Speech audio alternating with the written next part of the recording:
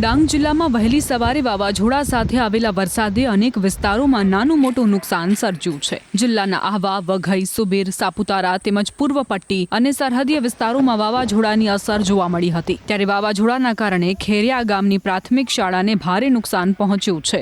શાળાના ઓરડાઓ પર લગાવવામાં આવેલો પતરાનો શેડ તેજ પવનના કારણે ઉડીને દૂર જઈ પડ્યો હતો। શેડ ઉડી જતા શાળાની આસપાસ આવેલા કેટલાક મકાનોને પણ નુકસાન પહોંચ્યું હતું। જોકે ઘટના અંગેની જાણ થતાં જ સ્થાનિકો તથા ગ્રામ પંચાયતના પ્રતિનિધિઓ તાત્કાલિક ઘટના સ્થળે દોડી આવ્યા હતા અને પરિસ્થિતિનો તાગ મેળવ્યો હતો। એક અંદાજ પ્રમાણે શેડ ઉડી જતા 8 થી 9 લાખનું નુકસાન પહોંચ્યું છે।